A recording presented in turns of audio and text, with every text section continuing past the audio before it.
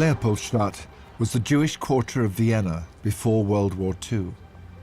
Tom Stoppard's latest and most personal play reveals the secrets of his own identity. The boy in the play is a proxy for Tom, a way of telling his own story at one step removed. Leopoldstadt opened early in 2020 to great acclaim. Then COVID struck.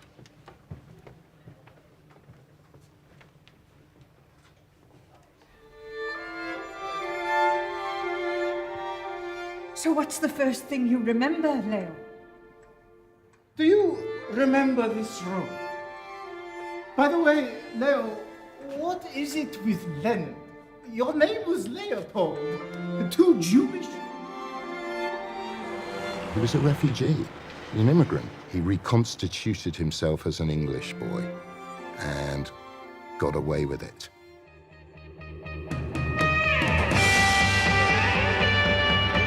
I think it's a given that he's the most extraordinary playwright and possibly our greatest playwright. You've got a long way to go. If you had to sort of draw a picture of my joke, it would probably be a snake in a funny hat eating its own tail. Eternity is a terrible thought. I mean, where's it going to end? Since Rosencrantz and Guildenstern are dead, she's first performed in 1966. His plays have never failed to excite, enthuse and entertain critics and punters alike. In short, he's doing a lot better than I am. A new play by Tom Stoppard is always an event. Nobody would kill a man and then pan his book. I mean, not in that order. People said that he had no soul, but what they meant was that he was clever. Does this play know where it is going? Je suis, it seems to be saying, ergo sum. I had to see it 3 times myself before I got it all. He's fascinated by ideas. To turn that into gold, I think, is alchemy of a very high order. He's the man, he's sexy, he's this thing, he's a rock star. To thine own self be true, 1 and 1 is always 2. I kiss you now, adieu.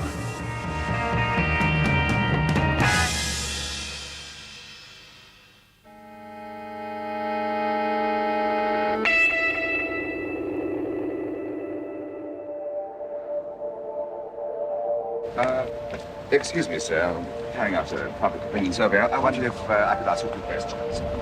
I don't know. Do you welcome Britain's entrance into the common market? I don't know.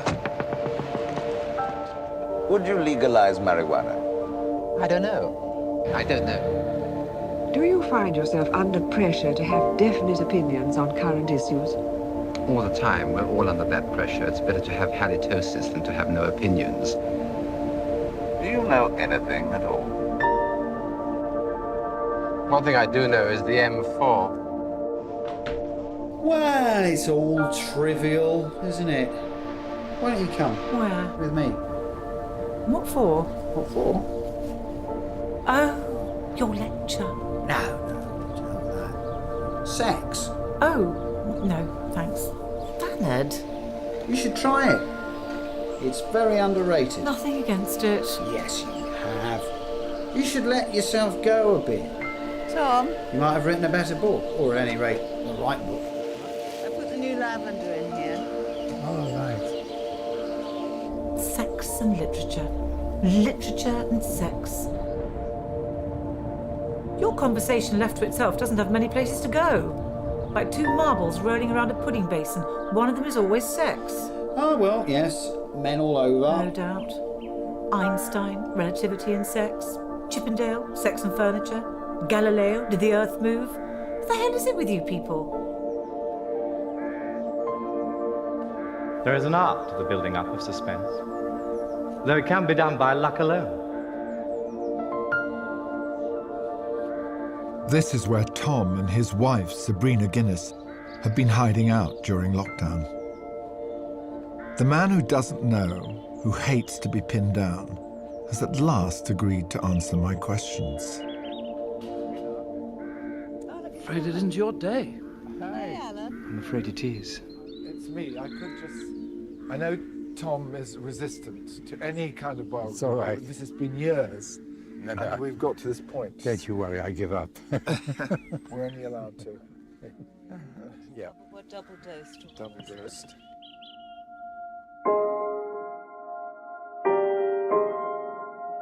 That was my view from my flat in Chelsea Harbour. And that's your wedding picture? Well, we're not surely reduced to showing my wedding photographs. Oh, no, shocking. That's who we are. I mean, your bedroom is absolutely packed with books, isn't it? Well, it's got a wall of bookshelves, and then there's a lot of loose books on the... Yeah. So this is an astonishing collection of first editions. I've always loved the idea of having early editions, and I bought quite a few Dickens, and they're very fresh copies of David Copperfield in parts, and they're delightful things. How amazing. And Ruskin, Modern Painters. It's the first edition of Pride and Prejudice. There's a Joyce, which unfortunately was in a fire. There's Ulysses. Yeah. I'm slightly ashamed to say that I bought these books and didn't actually read them. Finally, I went by train from Moscow to Vladivostok, which took about 6 days. And I didn't take this, but I finally read Ulysses on a Kindle. In this cupboard are some things which give me a lot of pride and pleasure. And then some I just felt, oh, it'd be nice to have that and read it one day. And there's Clarissa Harlow in 8 volumes, which I have not read yet, but then I'm still young, so maybe I will. I used to work by the front door because I liked to see what was happening and coming and going, but that got a bit ridiculous, so I've now moved myself to the top of the house. And I noticed all the letters that you've got. Handwriting. I just found it very satisfying to know what somebody's handwriting was like. I'm deeply romantic about literature as a devotion. These books are a sort of disgrace because some of them are rather special books, and the sun passes this way. The value of the books depreciates with every passing day. There's a proof rock here, and these could be my favorite poems anywhere. No, I am not Prince Hamlet, nor was meant to be. I'm an attendant lord, one that will do to swell a progress, start a scene or two.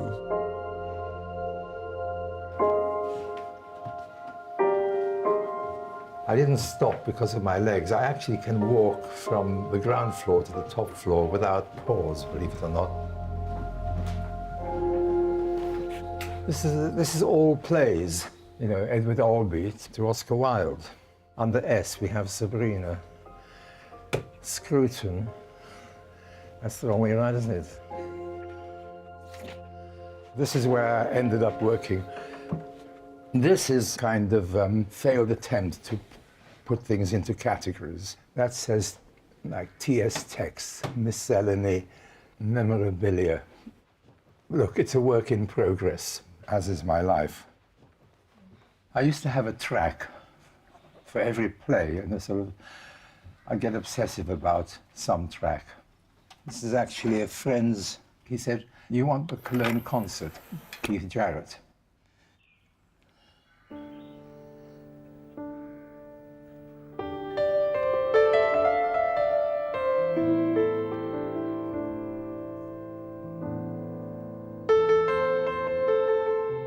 This is all fiction. As you think about the time you've got left, you realize you can afford to get rid of more and more books. That's to say, the books that you'll never get to.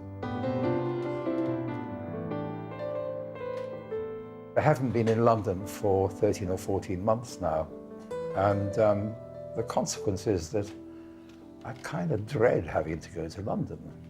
If I was told I was not allowed to go to London ever again, I would meet that with equanimity. So this is the beginning, Tom. Okay. There's here. I've always been amazed with. Smoking kills you. quit now. I know. This is so Tom Stoppard. You can have that. Here you are smoking, and but you're saying, the well, later- on the one hand, on the other hand. You know. Amusingly, I've had trouble with my feet and calves getting very numb. And recently I realized that the cigarette packets actually had a photograph of my feet on them, which is a bit of a blow. You're joking. Okay, I'm going to... You want to put out your cigarette? Yeah. I'm going to quote you something from Rosencrantz and Guildenstern are Dead. What's the first thing you remember? Oh, let's see. What, the first thing that comes into my head, you mean? No, the first thing you remember. Oh. No, it's no good. It's gone. It was a long time ago. You have Hannah in Arcadia, who I see is quite close to Tom Stoppard. It says, "It's wanting to know that makes us matter. Otherwise, we're going out the way we came in." So for someone whose curiosity extends across an endless domain from quantum physics to human rights, why, Tom, do you think it took you so long to inquire about your past? I'm not inclined to self-analysis and self-examination. I take quite a cheerful attitude to the way things play out with me as a writer for the theatre. I'm grateful if something interests me enough to get me going. I suppose what I'm asking is why you never asked about your family, why you didn't say to your mother what happened to your grandparents. I mean, it does surprise me. Well, it surprises me too, I suppose. My mother didn't want to talk about the past.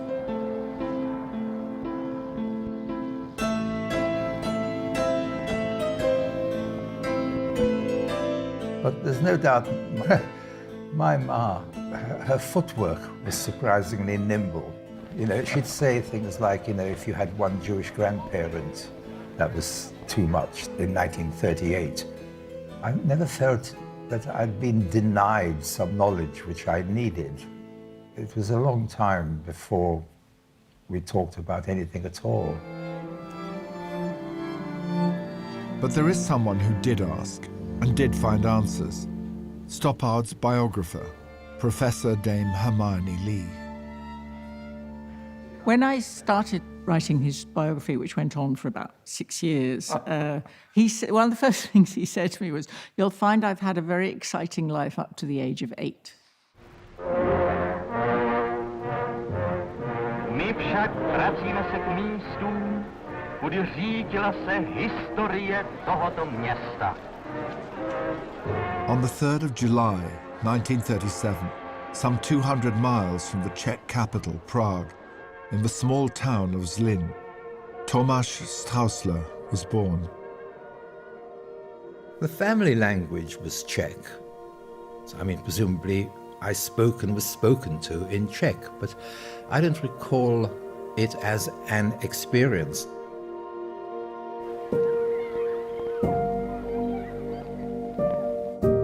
His father, Eugene Straussler, was a doctor at the hospital set up by the Bata Shoe Company, which dominated the town.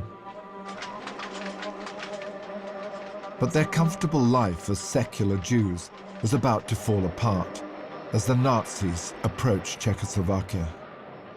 His father, Eugen Straussler, was the Jewish doctor at the Bata hospital, and as many Jewish doctors as Bata could get out went.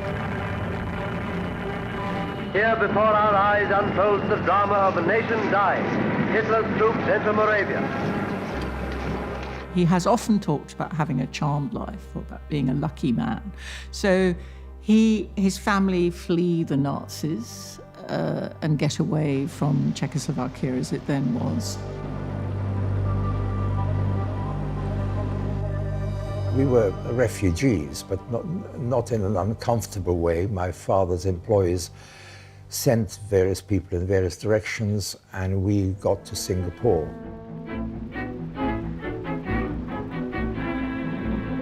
Devoted and loyal Chinese servants, called amas, watch over and care for the European children.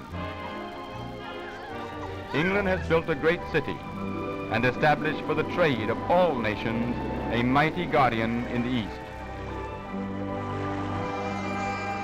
The wartime chaos in the East that this middle-class European boy witnessed was akin to that of J.G. Ballard's young hero in Empire of the Sun, written for the cinema by Tom Stoppard.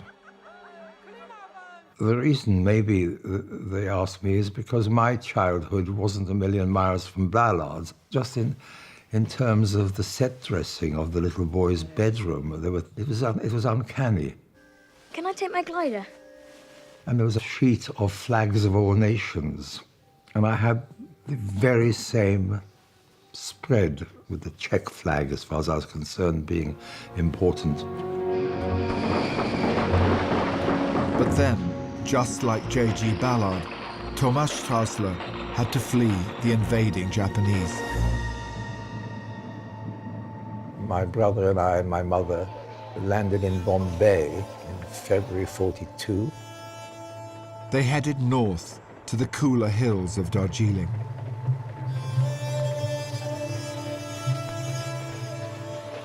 He was educated in an American missionary school in India where he spoke English all the time. He was living in at least two worlds. I was there between the age of 4 and 8. I had quite a few images in my head, which really were as nebulous as dreams, some of them. I'm still in a way reverberating. I went doolally at the Durbar and was sent back to Blighty in a dooley feeling rather dicky, with a cup of cha and a chit for a chota peg. I concede, Miss Crewe. You are the Hobson-Jobson champion. Ah, you are chivalrous, Mr. Das. His mother persuaded their savior, the Bata Shoe Company, to give her a job managing the shoe shop in Darjeeling. My mother was one of about 12 Czech wives. The thing is that we Czechs, the bunch of Czechs, we weren't actually part of the Raj. I love the way you said we Czechs. Yes, yes, well, we were Czechs. And, you know, knowingly. Decades later, Stoppard returned to the school and wrote about his experiences there, such as having his hair washed by the matron's daughter. The smell of damp hair cooking in the blast of an electric dryer is still a Proustian trigger for pleasurable and disturbing emotions. I received a letter from the matron's daughter a few years ago. "You won't remember me, but, etc." I wrote back, "Not only do I remember you, I was madly in love with you." And never heard from her again. That is, yes, sad but true. But elsewhere, the war still raged. Tom's father, who had stayed behind in Singapore when his wife and sons fled, was killed at sea by the Japanese. Your mother, again, can't face telling you about it. She doesn't want to That's tell right. you. That's right. And she said she gets someone else? She got a friend to tell Peter and me that our father was dead. I mean, looking at myself, I don't mind looking at myself, but I just don't bother to do it much. But clearly I became emotionally armor-plated. I mean, I remember being told that my father was dead, and I didn't feel anything, really. I know myself to be somebody who just puts the shutters down at unwelcome information. When my father was dead, my mother married a British Army officer. Called Ken Stoppard. Ken Stoppard. By the way, I never called him my stepfather. He was the only father I had from the age of 8. Thomas Straussler became Tom Stoppard. It's very complicated because as he grew older, he had a kind of innate anti-Semitism. Why he married a Jewess with 2 children, I have no idea, but he did. My mother at one point explained that in wartime, it wasn't like normal life. Once the war in the East was officially over, this strange new family set off over land and sea to Major Stoppard's homeland, England. I think I've been somewhat conditioned by my mother to draw a line behind me, as it were, when I stepped onto the English shore. Symbolically, I had cold feet, but actually they were freezing. We docked at Southampton. We went by train. It was night, quite dramatic. And we arrived at Retford in Nottinghamshire, where Ken's mother was living. I remember my mother was very scared, but everybody was very nice, and Peter and I were put into a feather bed that first night, and that was my first night in England. And I remember how bucolic it was. The countryside was the sweet spot. Your sense of being British was very powerful. There's the Cecil Rhodes quote about, anyone would be proud to be British. I'll give you the quote better than that. Go on, give it me. To be born an Englishman is to have drawn first prize in the lottery of life. It didn't strike me as being an ironical statement, and I saw nothing to smile at or laugh at. Yes, I was Czech, but English was my first language. English was the only language available to me. And of course, I began reading a lot in English. Comics were important, The Dandy and the Beano. So, there's this pop song comic book side to my taste. I responded to them. In other words, I was more or less normal. Prep school was called the Dolphin School. You could shoot Brideshead Revisited. Well, I think that was England for me. It began to represent the ideal of England. Later in life, Tom wrote a radio play, Where Are They Now?, setting his experiences there against an old boys' reunion. It's a play about being a little boy around about 11, 12. It was idyllic, and at the same time, the devil was also there. My God, you're so wet, Marks. Wetness must be beaten out of you. Bend over, Marks. Bend over! Please, Crawford. Ah! God, I wish there was a way to let small boys know that it doesn't really matter. Curtains can be drawn across the books. I wish I could give them the scorn to ride them out, those momentous trivialities and tiny desolations. But at least we would have been happier children. And childhood is last chance gulch for happiness. After that, you know too much. What would surprise people, Tom, it would surprise me, is that you didn't think, oh, I must go to university. My headmaster said, oh, yes, you'd like to, you'd like to be a journalist. Well, what you have to do is to go to university and get a job on The Guardian. And I thought, no, that's not what I mean. I want to leave school and leave my education and become a reporter if possible.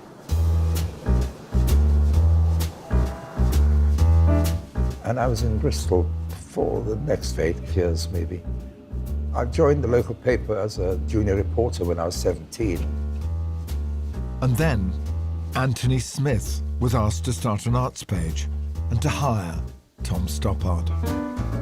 The first time we met each other, Tom and I, we took an instant dislike to each other. To me, he was a greasy-haired provincial. And to Tom, I was a toffee-nosed graduate. And within, I think, a week, we were each other's buddies. John Borman, now an acclaimed feature film director, was then working at BBC Bristol. He made a series about Anthony and his wife Alison, featuring their friend, Tom Stoppard. I mean, this is 4 years before Rosencrantz, so nobody had heard of Tom Stoppard, but he looked pretty good in Borman's series. He was what I needed, actually. He became a best friend. I could up my game in his presence. Anthony lived in a flat which, if you looked at Clifton from below, he was on the skyline. It was like being on Mount Sinai or somewhere. It was just... I'm very good with music. I'm sort of better with words.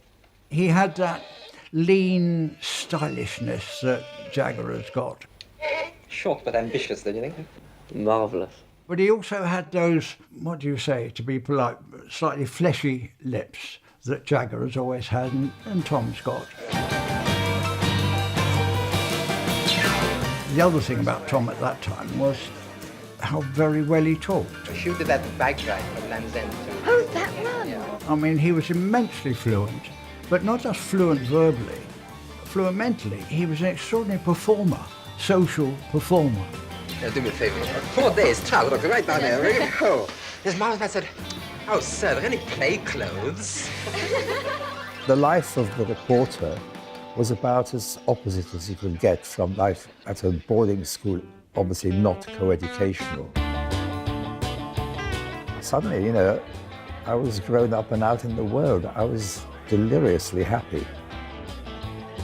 Tom was sent to reviews at the theatre, and he became very friendly with a new young actor called Peter O'Toole. O'Toole was very good to Tom, because for years Tom hadn't got a bean. O'Toole would occasionally help him out. He was a very striking person, a striking actor. I saw his Hamlet, for example, and the Dame in Panto. It was wonderful to be a pal of his. I mean, the theatre scene in Bristol was extraordinary at that time, and that's when I think the light dawned, and that was what he really wanted to do most of all. Now, London was calling.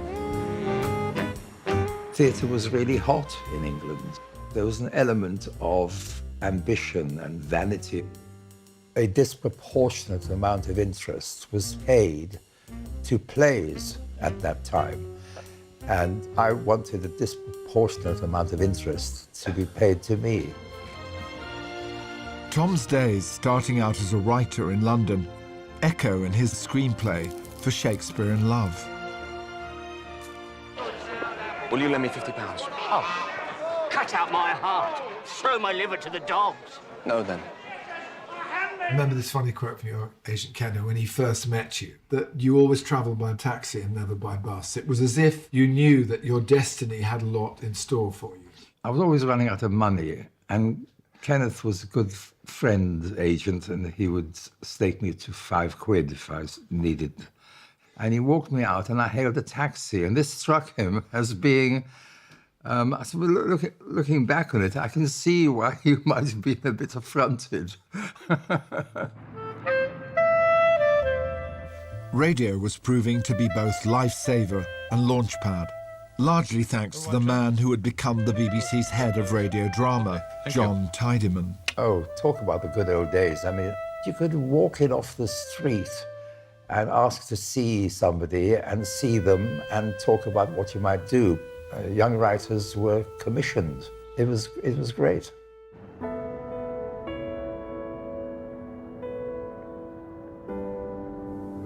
Charlie! Hello!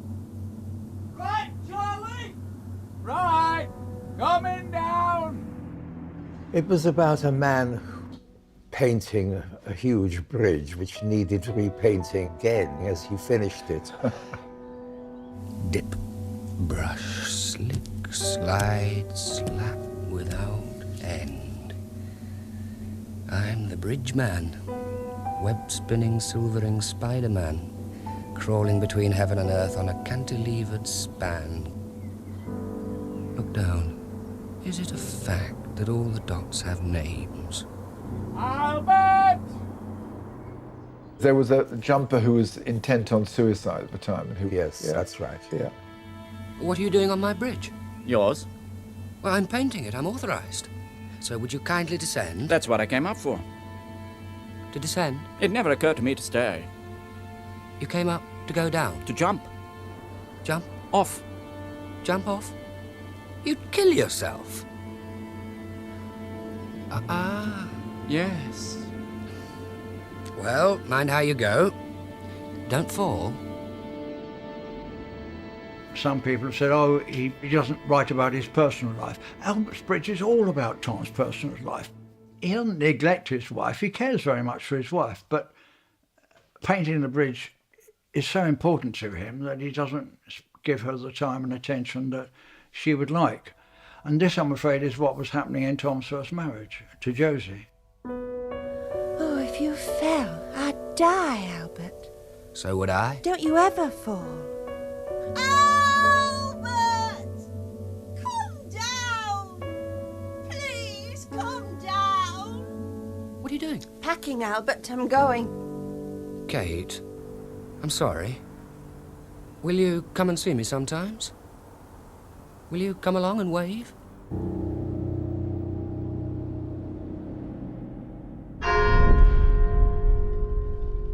That pathos is present too in the stage play which made his name. Heads.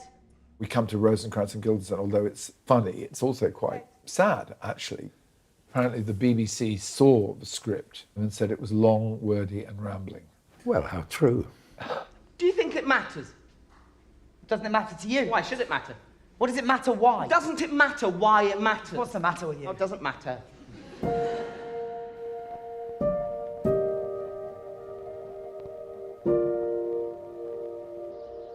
It was put on by this group in a church hall, a bunch of students who were looking for a play to take to the Edinburgh Festival. It was pretty rudimentary. It got a pretty bad reception from the local press. What's it all about, Tom? And that kind of thing. But Ronald Bridle is the critic of The Observer. Yeah. He liked it a lot and said so, on which alerted Kenneth Tynan, who was at the National Theatre, and the play was on in London in April. We've been spinning coins since...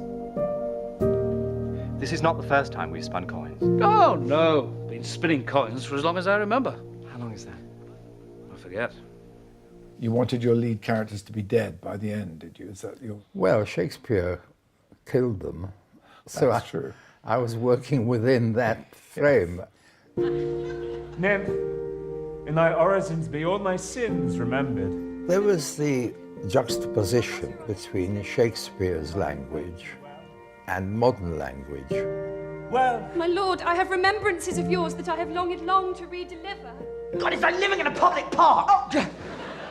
I think it'd be pushing it, to put it mildly, to say that the banter that Tom and I enjoyed together had any part to play in Rosencrantz and Guildenstern. He would be better placed than I to answer that. No. No, that was Waiting for Godot.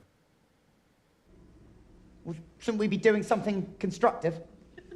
Oh, what did you have in mind? A short, blunt human pyramid?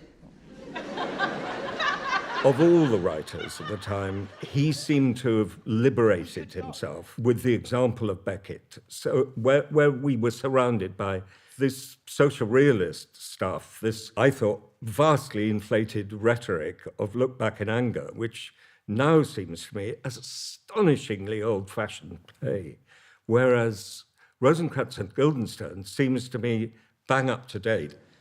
Do you ever think of yourself as actually being dead? Lying in a box with a lid on it? No. Nor do I.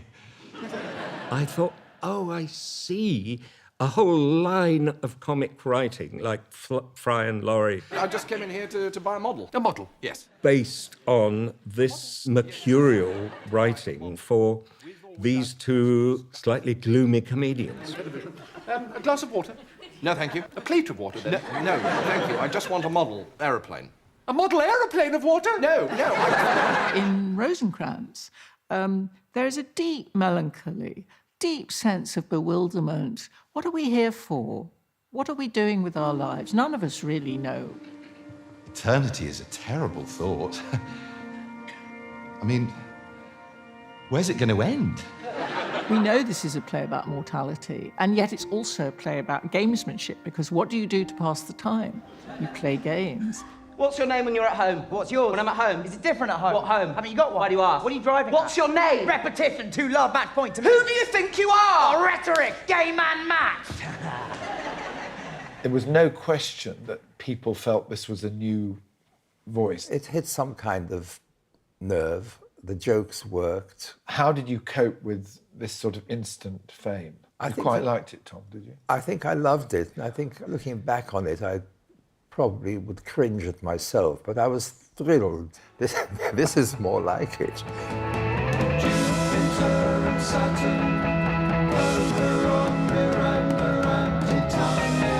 Stoppard had overnight become the coolest writer around. Cast yourselves back.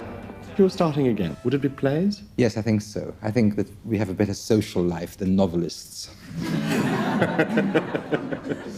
Or journalists, which is how you started. Especially journalists. Next, he drew on his own experience as a journalist and theatre critic.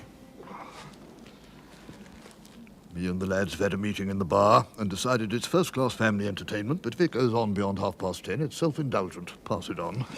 The critics end up being part of the play. I mean, that was obviously the plot originally. It was parody, and I've always loved parody. The two critics get pulled into the action of this mousetrappy Agatha Christie type of thriller. The destiny is that they're going to be dead. Whoever heard that before? Has it started yet? Yes. Are you sure? This is a shortish play in which there's a corpse on stage from the beginning. You can't start with a pause. I didn't know who the corpse was until I realized who the corpse was. I think it's probably that experience which tipped me over from believing that I had to know everything about it before I could write it, into believing that the less I knew, the better. If you want my opinion, there's total panic back there. If you feel clever when you've finished, it's probably no good. But if you feel lucky, it might be good. It's a sort of a thriller, isn't it? Is it? That's what I heard. Who killed Thing? No one will leave the house. I suppose so. Underneath. It's a whodunit, man. Look at it. The Real Inspector Hound is the early play of his I love most, and I think it is terribly funny and original. She's new, from the provinces, going straight to the top. I don't want to put words into your mouth, but a word from us and we could make her. You've made dozens of them like that. You know, parody's very hard because parody usually runs out of steam. All of us can do the first 20 minutes of a pastiche. It's very easy. But thinking of a way to make the second half of a pastiche still have bags of life and bags of fun. And it was a kind of pure fun. The same year that The Real Inspector Hound appeared, 1968, revolution was in the air. The whole 68 moment was a moment when you were somehow seen to be on the other side politically. Yeah, I was married and living in a thatched house near Maidenhead. You know, I really was not on the scene. And there was a kind of bohemian / agitprop scene going on, which I kind of wanted to be part of, but I didn't really belong. Politics did not come into your work, certainly not at that stage. Probably not at all. Yeah, not at all at that point.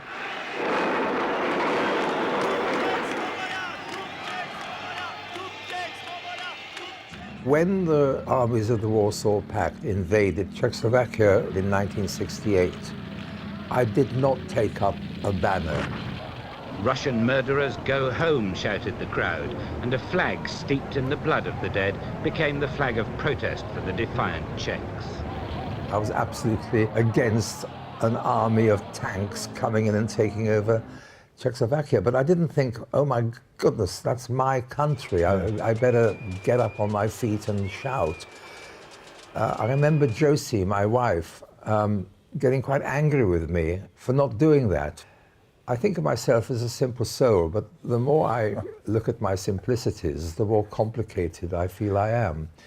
And I was certainly, again, putting the shutters up in some sense. Which strongly suggests I was right in my original contention. Whitebeard, His politics, with a small p, were coming out in his work. You'll never admit you're wrong, will you? On the contrary, if I were ever wrong, I would be the first to admit it. Absurdist, yet at the same time populist. Frivolous, even surrealist, rather than socially committed, like many of the plays of the day. The absurd does interest you. I've always loved jokes above all. I just adore jokes. I am Chief Inspector Foote. Not foot of the yard. Silence! Everything I did tended to go through some kind of comedy mill, a desire to make things funny. I mean, have I ever written a play which wasn't trying to get a laugh somewhere? I mean, I don't think I have. So, the best witness you can come up with is a blind, white-bearded, one-legged footballer with a tortoise. How do you account for the animal? Was it a C&I tortoise? I think of my theatre absolutely as a recreation. And in some people's view, it's contaminated by an intellectual bent, which, you know, is unfortunate for them, but makes it worthwhile for me. He's inevitably been dubbed an intellectual. Is it a label he likes? Yes, I love it. Going to be Intellectual Lib this year. What do you mean? I mean, ideas are enjoyable, even if they're not necessarily frivolous. Serious things can be enjoyable in that way. I got very interested in reading moral philosophy. I wasn't doing it as a chore. I was fascinated by it, and therefore it was no chore at all. I love books which are called A Dictionary of Philosophical Quotations. I don't have to actually read Schopenhauer and Wittgenstein. You know, as a playwright, you don't really have to know a lot. People think I've actually read Wittgenstein cover to cover. The covers I've read. Yes. But I came to the conclusion that there was a play to be written about somebody who had the kind of thoughts that I would be having in my bath, just thoughts about morality and life and so on. If God exists, he certainly existed before religion. He's a philosopher's God, logically inferred from self-evident premises. That he should have been taken up by a glorified supporters club is only a matter of psychological interest. The thing about Jumpers is that the main character is a moral philosopher. It's his job. But out of some kind of diffidence, I put it through the prism of comedy, even farce, rather than stand up and say, this is my play, it's very philosophical, isn't it? I just stood by it saying, this is funny, isn't it? Jumpers has 12 acrobats in it, and it does so because I thought it'd be wonderful to go to the theatre and sit down, and the curtain goes up, and there's a pyramid of acrobats, and then there's a gunshot, and one acrobat is just sort of shot out of the pyramid, and then the whole pyramid implodes on the hole, on the space. The visual is within Tom. He says it isn't, but it is actually. In every, when you think about Jumpers, play, you know, resting on an image. And I loved it. I didn't know who the acrobat was, who shot him, or why. He creates stunning stage images. He's a much more balletic writer than he gives himself credit for. He says he's all about the words, but he's not really. I mean, the talk of Michael Hordern doing Jumpers, he was totally committed, but also found it very challenging, didn't he? Yeah. Well, he claimed not to understand any of it, which I'm sure wasn't quite true. Zeno overlooked the fallacy, exemplified at its most picturesque in his famous paradoxes, which showed in every way but experience that an arrow could not reach its target, and that a tortoise, given a head start in a race with, say, a hare, could never be overtaken.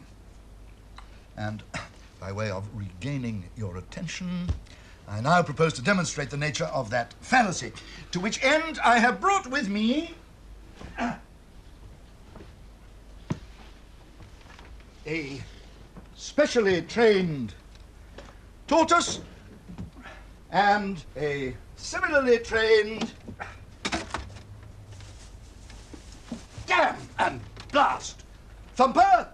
The tortoise, of course, emerges here. Where did the tortoise come from? I suppose you mean I've had more than one tortoise in my plays. I can think of two. Yes. Yes. I'm just looking at that on the shelf. Yes, I think that... And do you see that? What, a real one? Yeah, look. Oh, yes, there's another tortoise. Is anybody listening? I am, Bernard. Valentine's paying more attention to his tortoise. Go on, Bernard. only if you stop feeding tortoises. The wrong kind of dandelion, I suppose. Should we get a tortoise, maybe? No, I think we should keep this one and get a hare and have races.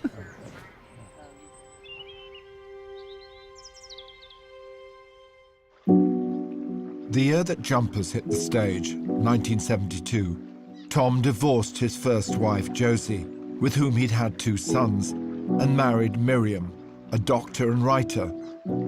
They too would have 2 sons. They were a celebrity couple on all the TV shows. This evening on the book programme, our team of reviewers includes Tom Stoppard, the playwright, and Miriam Stoppard, wife of the aforementioned playwright. But I know you have a very active life. For instance, you're the director of a pharmaceutical company, you're on television, you're married to the great Tom Stoppard, you have children, you bake your own bread. Is that not something that you have naturally? You know, I think I might help people if one gets attention by being able to make themselves healthier and live longer. And honestly, you know, the thing that convinced me was I might have more time with my children. It's irresistible, isn't it? A couple of days ago when I knew you were coming, I was sort of looking for something, and Sabrina got out of the cellar these journals, including this one. Oh, and the point about this is that Miriam, Ed's mother, Miriam gave it to me on his birthday, the day he was born. Actually, a year later, I started writing it. Your book has remained unused all your life, thus far. I just kept going and ended up with this journal for Ed, which I haven't given him yet. Randy Newman on the gramophone. I played Randy Newman yesterday. Oh, did you? Here I am in December 77. This is going to sound ridiculous. I think I've probably seen it, but I can't say 100% that I've actually seen it. But I thought to myself, next time I go there, I must try and remember to actually ask if I can have a look at it. This came up. You can see it, yes, as long as you don't start reading it. I don't know what's in it. When regulations permit, he and his family will come and visit, and I said, well, I'll tell you, I'll give it to you when you come. How did he mix being a family person and being a writer? He was a great dad. He's still a great dad. He wasn't the kind of, this may not come as a great shock to people, he wasn't the kind of dad who would sort of wrestle with you on the carpet. I don't think of myself as being an adhesive parent. We would sort of creep into his study, which was a long, long room, and his desk was at the far end, and I used to sort of peek around the door, and he'd be down at the far end at his desk. Here I am smiling at the memory. And, you know, pen in left hand, cigarette in right hand, and his eyes down at the page. I start after breakfast. I hardly stop for lunch. And it's not because I'm a goody-goody, it's because I just can't wait to get out of jail. And every hour put in now means I get out an hour earlier. We were all aware, and we still know, that, you know, he spends a certain amount of time in his own head. You know, paradoxically, he's also good company, but he is equally at home by himself.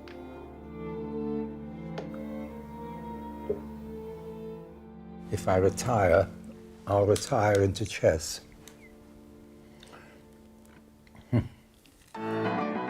This was a very productive period for a man who often says he doesn't have many ideas. The plays were coming thick and fast.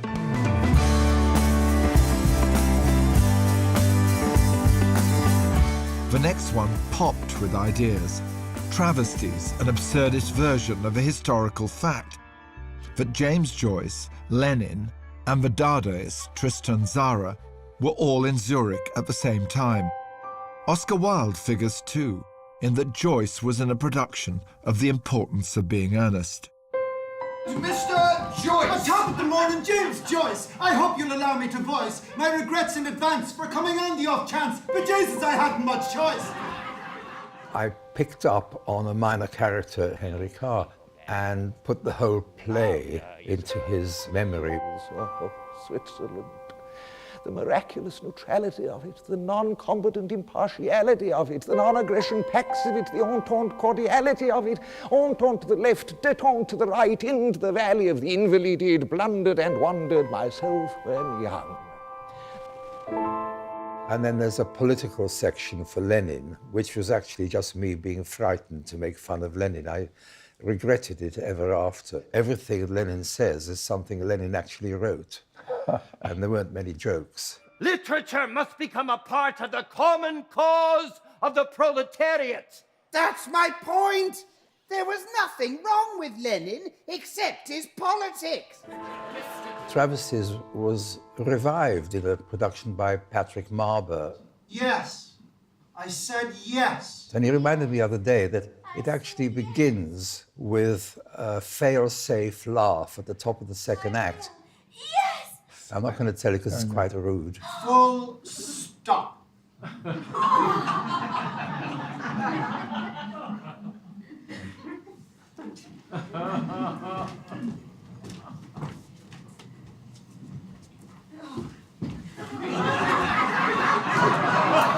I wanted the experience of seeing Travesties in 2016 to feel like it had felt for me in 1978.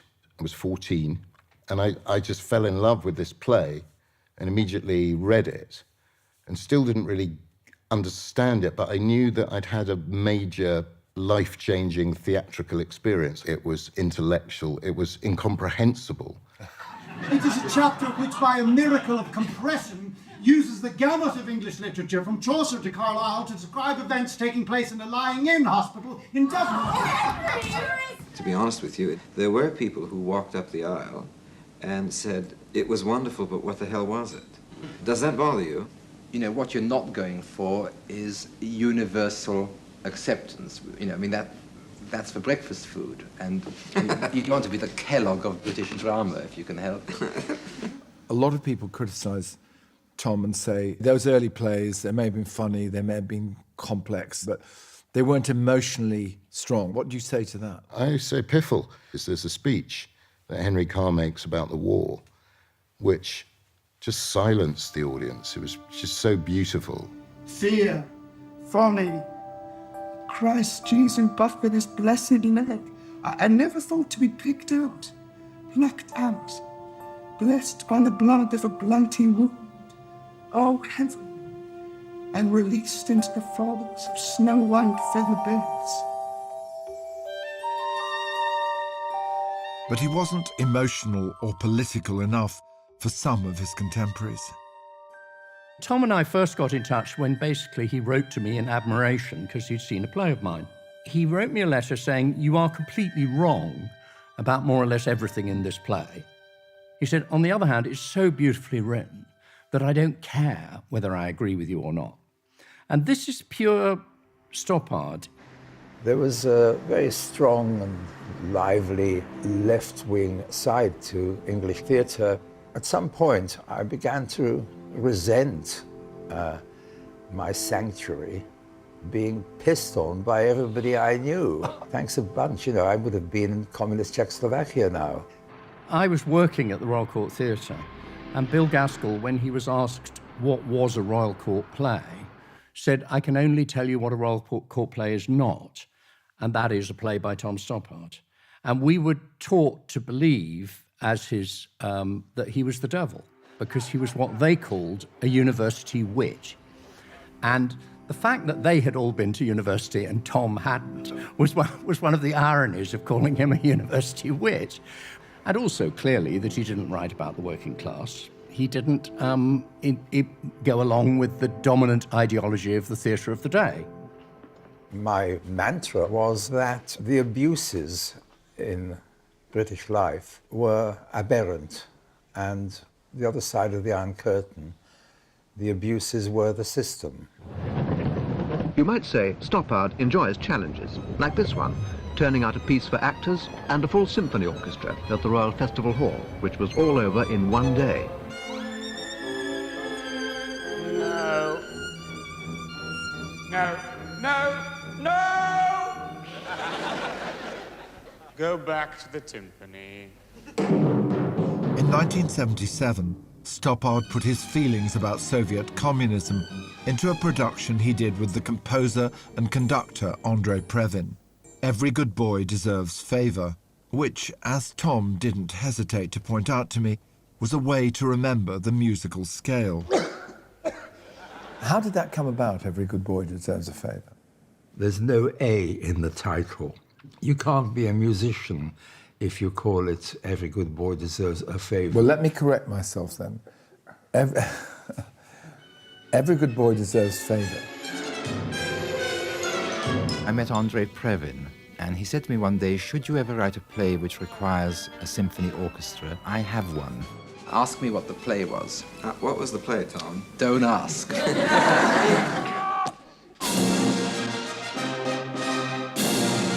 This was about, in Soviet times, Russian Jews trying to get exit visas, in some cases being put into psychiatric hospitals, what we used to call lunatic asylums, for their pains.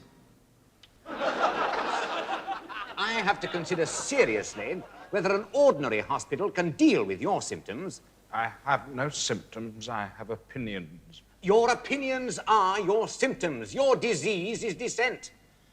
As with everything else I touched, it came out comedy as well as tragedy. I've got a tubercular great-nephew of John Philip Sousa who goes when he should be going pa.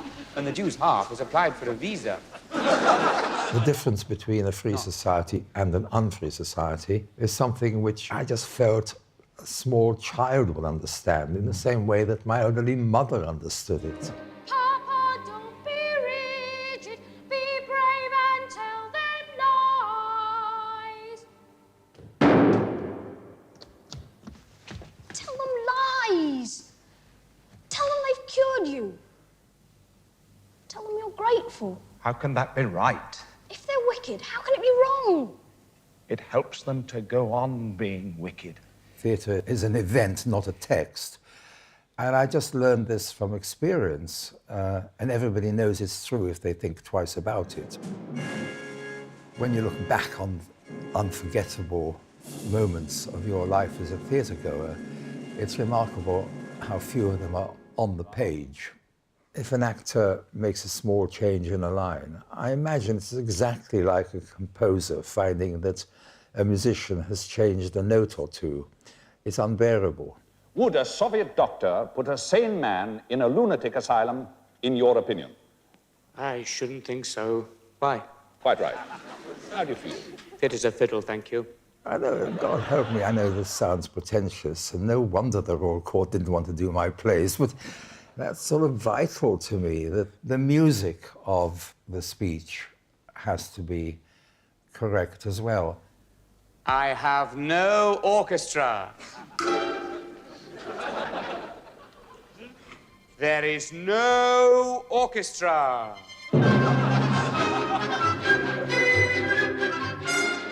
Commensurate with that is the sheer, utter joy when something is dead right. It may just happen 2 or 3 times in an hour. The rest is roughly okay. Dear Sasha, I love you. I hope you love me too. To thine own self be true. 1 and 1 is always 2. I kiss you now. Adieu. There was nothing else to do. That same year, he returned to his homeland for the first time. I went to Prague in '77. People were under house arrest.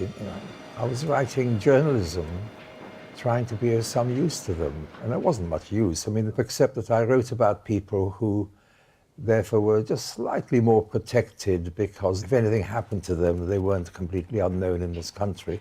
I just remember being glad that I'd been there. 10 leading members of the human rights movement, Charter 77, have been jailed and now face show trials which carry up to 10 years jail terms for subversion of the Republic.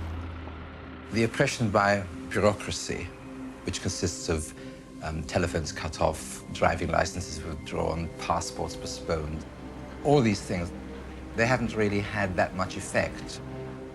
People haven't shut up. But his mother didn't like his newfound engagement with his roots. She hated my going public on being Czech. She really hated it. She was afeard of it. You might say I was just being absurdly laconic about it. But part of it was just to kind of not activate my mother and upset her. While there, Stoppard met up with a fellow playwright and formidable dissident activist, Václav Havel. I never wanted to be political writer. I think that good art and particularly good theater is always political. He was a person of great appeal, and I was very attracted to him. He was, to me, something of a hero.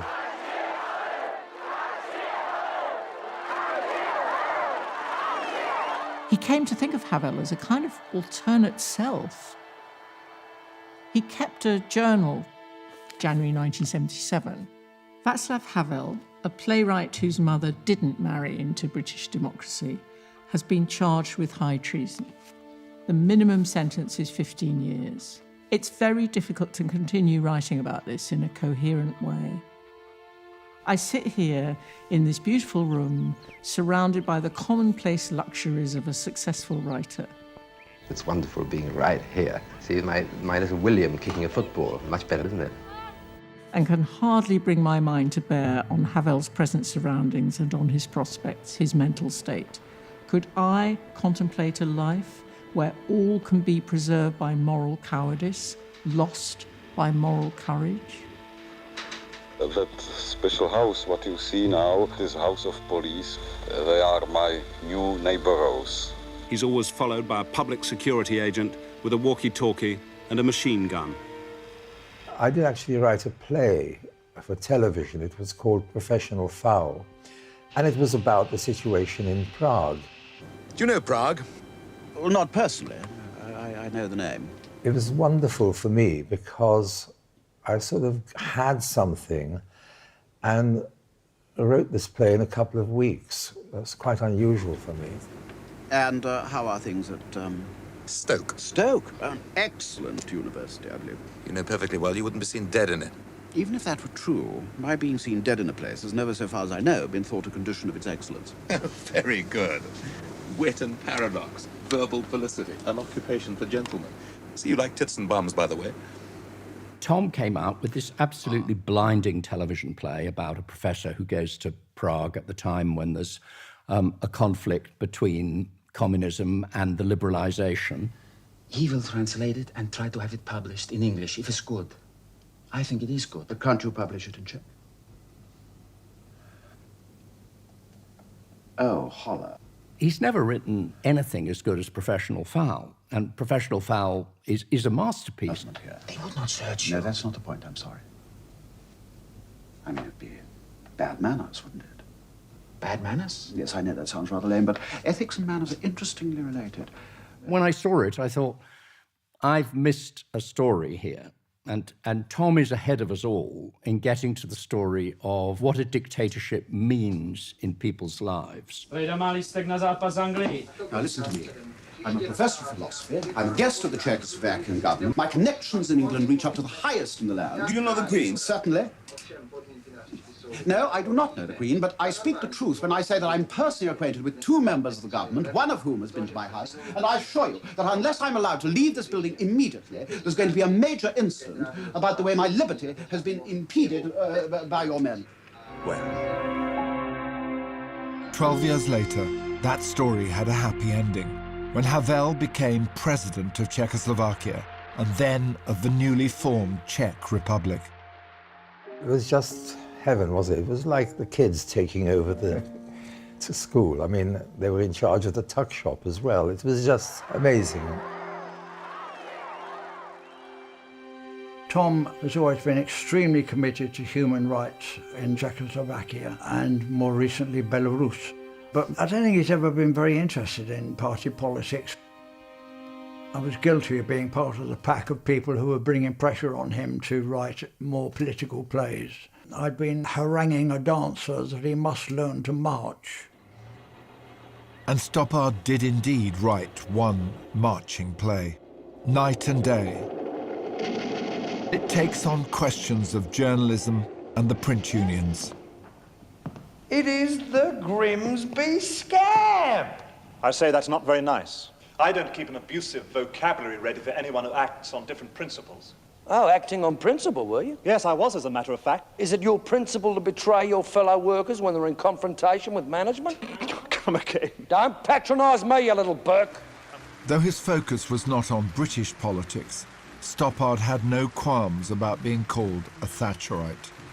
Millions of British workers go in fear of union power. Not least because of Thatcher's stance on the closed shop, which he saw as a threat to his treasured free press. In the case of Mrs. Thatcher, I thought she was an absolute heroine for getting rid of the print unions. I was, cheerleading on Rupert Murdoch for bypassing the unions, which had, had been a real threat to daily journalism. Night and Day boasts the memorable line, I'm with you on the free press.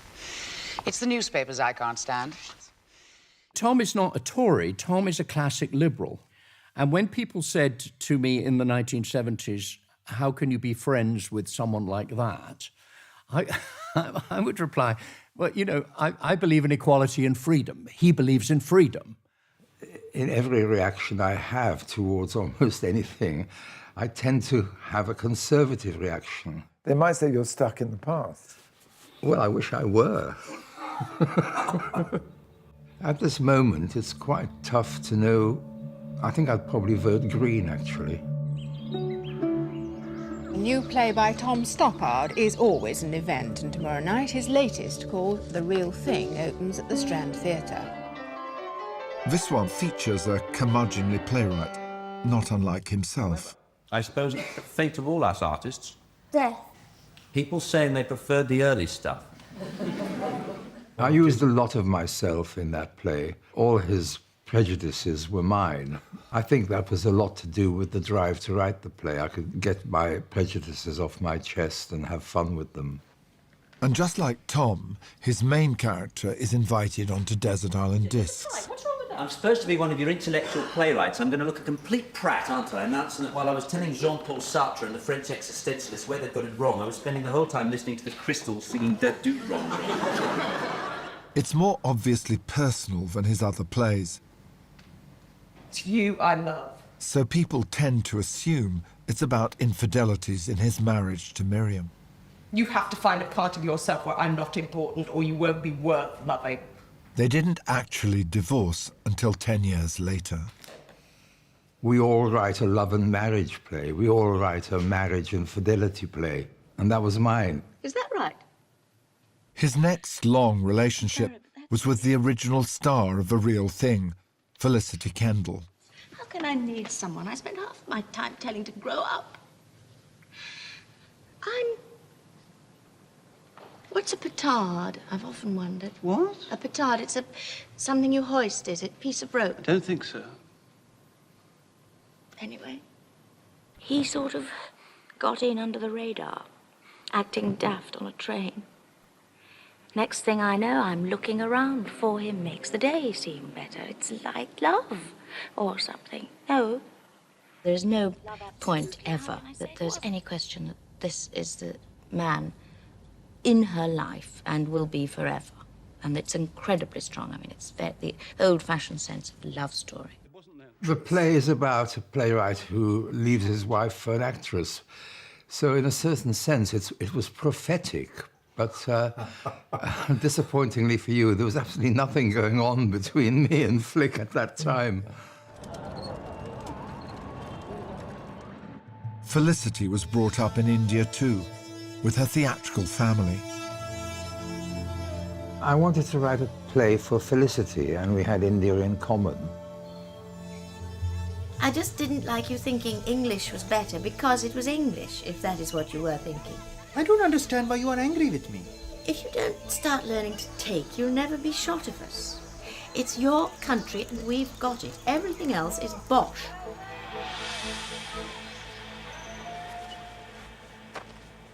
His own childhood in India, facing and fleeing from the threat of war, fed into the screenplay he wrote for Steven Spielberg. When I talked to Spielberg, I asked him to give me 1 or 2 key adjectives for Tom Stoppard's character. And somewhat to my surprise, Spielberg's adjective was intransigent. You had some arguments, good-natured ones, but nevertheless arguments early on about where the film was going.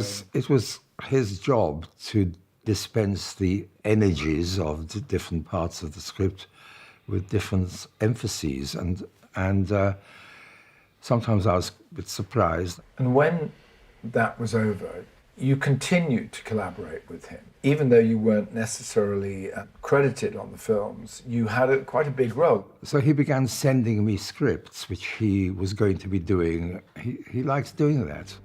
I did quite a lot of work on Indiana Jones and the Last Crusade. I was kind of supposed to do something about Sean's dialogue, which I did. And then Harrison began to say, well, look, if he's going to do Sean's dialogue, I want to do my dialogue. Brody's got friends in every town and village from here to the Sudan. He speaks a dozen languages, knows every local custom. He'll blend in, disappear. You'll never see him again. With any luck, he's got the Grail already. I feel the spell about to be broken. Astonishingly, his film of Rosencrantz and Guildenstern beat Scorsese's Goodfellas to a Golden Lion in Venice in 1990. Well, it's an even chance. I was laughing because I just knew how ridiculous that was. And backstage, there was Scorsese with members of his family.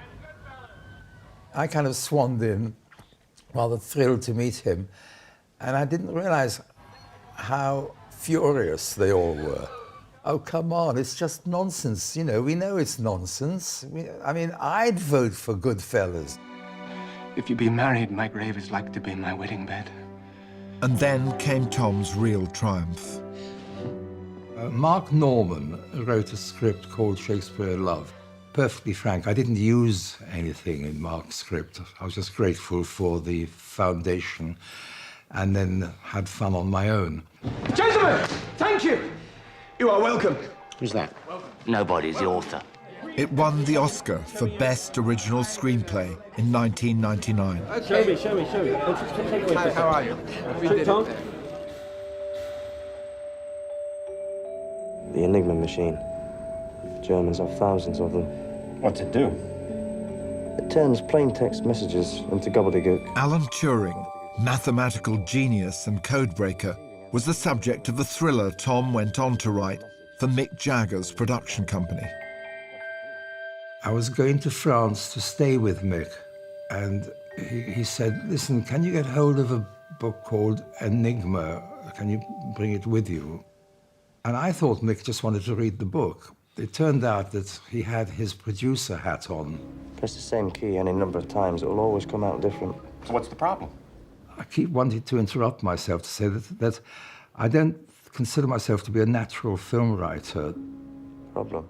There's people in a room talking, and then they're talking somewhere else, and they're still talking. And part of me is going, shut up.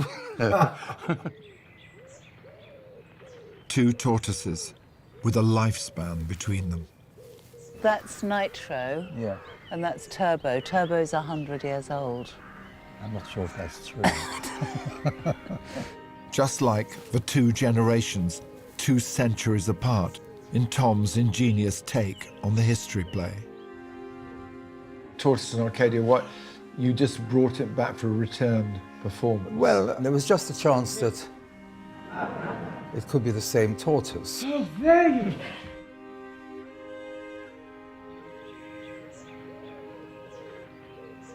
You feel there's often connections between the different plays that yes. you're... I've thought of myself as a very eclectic kind of writer whose plays really don't have anything in common with each other. But the longer I go on, the more I recognize things in my earlier work. On the same stage, in the same room, 2 groups of people, 200 years apart, interweave and overlap. Chaps have sometimes wanted to marry me. I don't know, a worse bargain. Available sex against not being allowed to fart in bed. Memory is terribly important to him, I think, as a subject, and so is time, trying to find out what's happened in the past and indeed trying to rescue the lost past. And that is a theme which comes up over and over again, for instance, in Arcadia, where you've got these two time zones and you see one lot of people trying to find their way back into the past and making egregious mistakes as they do so. It doesn't mean that Byron didn't fight a duel. It only means that Chaytor wasn't killed in it. Oh, pull yourself together. Do you think I'd have been on the breakfast hour if Byron had missed? It's like there's a sort of vat of a saturated solution of ideas just sort of bubbling away. Tom puts his hand in, and around his hand forms a crystal in this saturated solution, and he pulls it out and looks at it, and there is a play.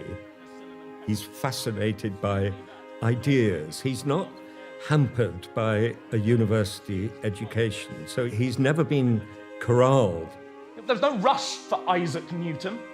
He was perfectly happy with Aristotle's cosmos. And personally, I preferred it. 55 crystal spheres geared to God's crankshaft is my idea of a satisfying universe. The play moves in circles and ends back and forth and back and forth, and ends with this waltz where time present and time past seem to merge. And of course, Arcadia resonates with his love of English gardens and the English country house. He'd been to school in one when he first arrived from India. He'd even bought one with Miriam and raised the boys there. Ivor Grove, a listed Georgian mansion. England to him was like a girl, so I think he was so infatuated with the girl that he didn't turn round to look and see who his mother had been, so to speak.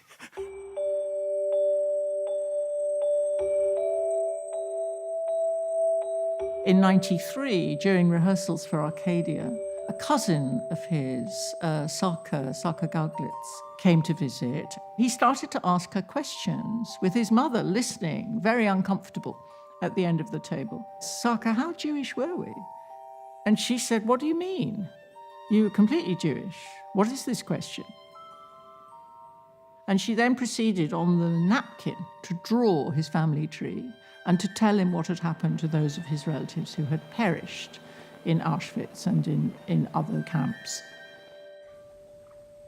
I think that at some deep level, I knew that that was what I hadn't been told. People and families who are bottled up, they don't think of themselves as being bottled up, they just are. So I didn't emerge from the conversation with Sarka saying, "Mum, for God's sake, you never told me any of this." It was much more to do with sympathy for my mother and not breaking her silence for her. You have to remember that really people didn't ask and the refugees didn't talk. In trying to put her past behind her when she came to England, Marta Straussler had become Bobby Stoppard. There was part of Bobby that was frightened that there might be pogroms in Derby. And it sounds outlandish now, but I don't think it was so outlandish in the 40s. Oh yeah, Looking at this. That's my mum and her sisters and brother. As you can see, my mother was a slightly later arrival. Otto survived. The others died, well, I say died, they were murdered. And this photograph is what I have of this. You were very close to your mother, weren't you? I was. Yeah. She was one of those mothers where she was always concerned that I had sweets to suck in the car so I wouldn't fall asleep. While you were driving? Yeah, exactly. And as we were driving her to hospital, she said, she kind of looked around the car and said slightly crossly, "And Tom hasn't got any sweets," as though somebody should be blamed for that. So it turned out that "Tom hasn't got any sweets" turned out to be her last words, to me anyway. I've had a sweetie jar on my desk my entire working life. Would you like one? Yeah. I've now got diabetes 2, they call it, like a degree. A 2-1 in diabetes. His mother's death in 1996 was a huge loss. He'd written to her every week for half a century. Then came another shock from his stepfather, Ken. We got back from the hospital. My mother had died. He was in a state and he asked me to stop using his name. And I said, well, that's not really practical. I mean, this is a man who never saw one of Tom's plays. Are you serious? I am absolutely serious. He disapproved of some of my activities. He had to live more carefully. And here was I, lucky Tom. Once my mother was dead, I suppose I suddenly had permission to investigate things. I went back to Czechoslovakia and Zlín and so on. But digesting it, then writing a play about it, did not happen overnight. From 96 to 2018, when he started writing Leopoldstadt, is a long time. And in that long period of time, he wrote a play called Rock and Roll, in which there is a character called Jan who does go back to Czechoslovakia and does grow up under the communist regime, and whose name in the play was originally going to be Thomas. So that's a tryout of a sort of alternative autobiography. You left Czechoslovakia just before the occupation? No, in April for the summer term. The occupation, the Nazis, Hitler. Oh, yes. Yes, the occupation. Sorry. Because you were Jewish? So it seemed. Well, are you or aren't you? Yes. Right. I don't know why you make such a thing about it. I think some of the way that Tom's mind works is quite similar to how quite a lot of rabbinic argument works. So what we call pilpul, going backwards and forwards. Neither side is necessarily right. That's a kind of rabbinic way of arguing. He's picked it up. He's picked that note in the music up.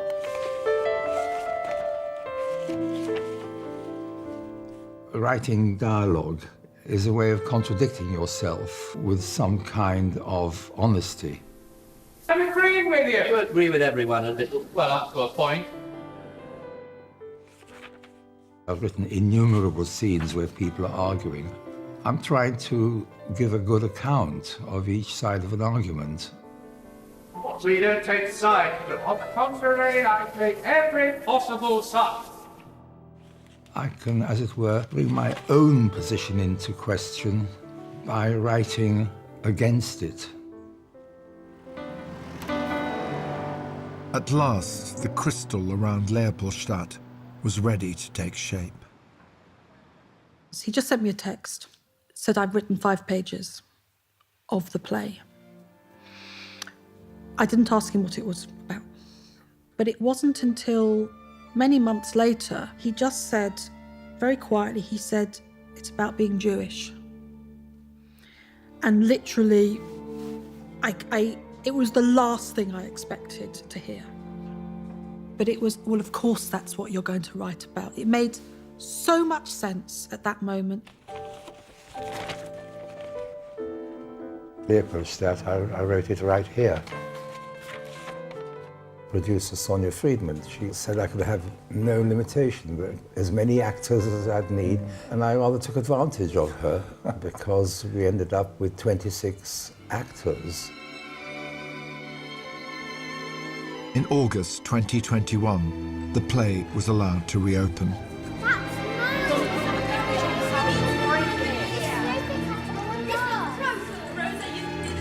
Jacob, should we put it on the tree? Weak. What can you expect? It's true, he cried both times. Mummy? That's lovely, darling. For you. You're not looking. Oi! It's a beautiful star, darling, but it's It's not the star we put at the top of our Christmas tree. I'll find it. I know. He was working on Leopoldstadt. He was thinking about the story. He just said to me, you know, tell me about Passover, tell me about Seder. I don't know anything about it. I find it extraordinary that Tom knows so little. When do people really think about being Jewish? When they're actually getting a bit old and facing their mortality? Come on, Jacob. He chose to set it in Vienna, the Jewish capital of Central Europe, rather than Czechoslovakia. It was the story of all European Jews, from the late 19th century to the Holocaust and beyond. And it was his own story. I felt that in some way I was the boy who had all the luck. Particularly this phrase, the charmed life, was one I got fond of using. Essentially, the message was, this is what happened to your family, and you just swanned along, a different name, different nationality. Wake up. What would you like to see in Vienna, Leo? I don't know. I'll have to come back for longer. Do you like opera? We have opera. It's a very simple play. It goes from the many to the few. It's an incredible dramatic feat that he's pulled off, is that really the end of the play rests on three characters we haven't really met before. I, as it were, make an appearance. There's a young Englishman, Leo. He's essentially told, shut up about your charmed life, you know. You had another name, and you are the continuation of that person. My mother didn't want me to go to school with a German name. I was Leonard Chamberlain from when I was 8. She never talked about home and family. She didn't want me to have Jewish relatives in case Hitler won. She wanted me to be an English boy. I turned out to be good at cricket. Ended up getting my blue. I don't think he's Jewish. It's funny, Tom makes his cipher a Cambridge man, but his mother is Nellie Rosenbaum, and she never lost her accent, just as Tom's mum famously never lost her accent. What about Tom's accent? You can't tell Tommy's got an accent. The funny thing is, you're more Jewish than we are. I'm 3/4 Jewish, but you're the whole catastrophe. Have some more cake. The actor who played that particular role ended up in tears. I don't think that I ever did end up in tears. Make of that what you will. I should correct that. I cried when I saw it. No one is born 8 years old. Leonard Chamberlain's life is Leo Rosenbaum's life continued. His family is your family, but you live as if without history. As if you throw no shadow behind you. As a child, he lost his identity. He spent his life playing with identities, shadowboxing. He always did use his life in his work. So that's it then, is it? It was always there. Now you see me, and now you... But with this play, he comes full circle, acknowledging the pain and the loss. I ended up talking to a woman. She remembered my father, which I didn't really. One of the things she remembered was that she put her hand through a glass window and cut it. She said that nice Dr. Straussler came to stitch the cut, and she'd kind of asked for him. He was known to be the nice doctor, and suddenly she said, there you are, you see, there's the scar. And it was kind of awful and terrible and wonderful that this scar was kind of like the first thing I had from my father. You cut yourself on a broken cup. Your great uncle Ernst, Rose's dad, my granddad, sweet Ernst, the doctor in the family, sewed it up. Do you remember that? So that was the scar. So, nothing wasted.